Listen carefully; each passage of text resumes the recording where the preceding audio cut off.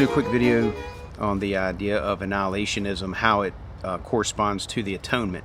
And our series on the atonement is showing how the scriptures teach penal substitutionary atonement, meaning penalty that Christ took on the cross and his death propitiated or satisfied the just demands of God. He was our substitute, but he was a just substitute. Our salvation has to be just. It has to be righteous in order to qualify as sufficient to pay for our sins. So justice demands equal weights and measures.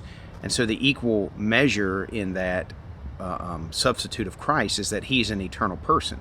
He has no beginning of days. He's not a creature. And so because he became flesh, he was able to suffer and die.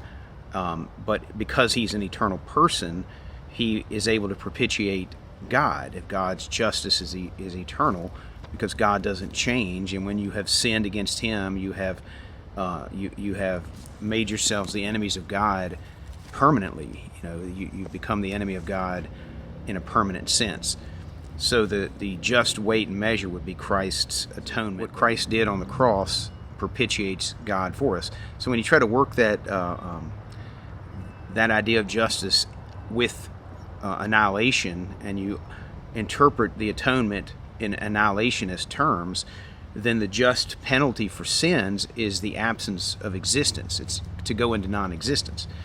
So then you'd have to say, well, how did Christ go into non-existence? How did he cease to be conscious or non-existent? And then you'll get into some terminology, because annihilationists, on the one hand, they'll say, well, it's he went into unconscious sleep.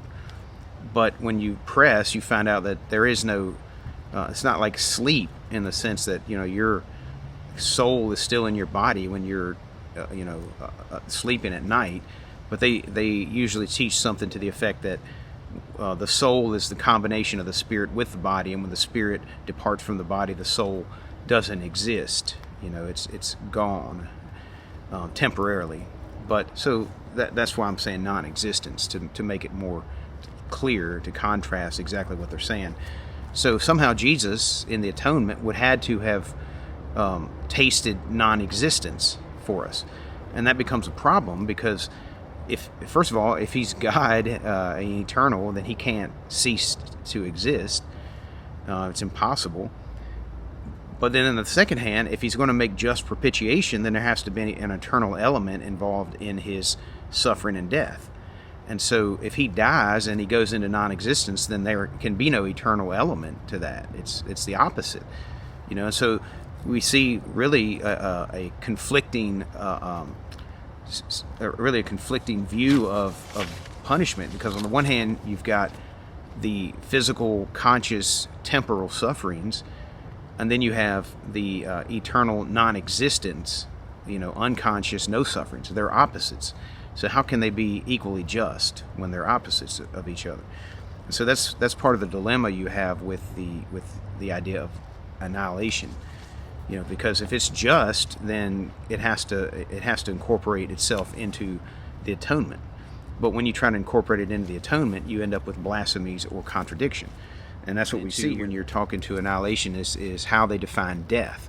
And what they'll do is they'll define death as just unconsciousness, and they'll speak in that term and interpret that, all the passages with that idea. And so they'll say, well, every read the word death, you think of unconsciousness. So you have to contrast the fact that biblically, when we say death, we're talking about the absence of life, or the alienation of life. And, the body without the spirit, it says in James 2, body without the spirit is dead. It's alienated from life. We're dead in our sins apart from the Spirit of God, apart from regeneration. And so 1 Timothy 5, I believe, verse 6, says that she that liveth in pleasure is dead while she lives.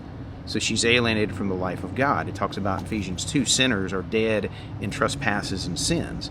Well, they're physically alive, but they're alienated from the life of God, so they're spiritually dead. So death is the alienation of life, not the absence of existence or unconscious existence. So when you're in a discussion with annihilationists, you have to take note of that, because that is how they read and interpret the scriptures. and it's an errant view. So in the Bible, the common definition or the common understanding of death would be, it uses phrases as, and I'll give you the links below to look these up, but it talks about being alienated or separated from the land of the living, or under the sun, or under the whole heaven, or under heaven, or upon the earth. Like, these are phrases that are synonymous with death. You're alienated from the land of the living.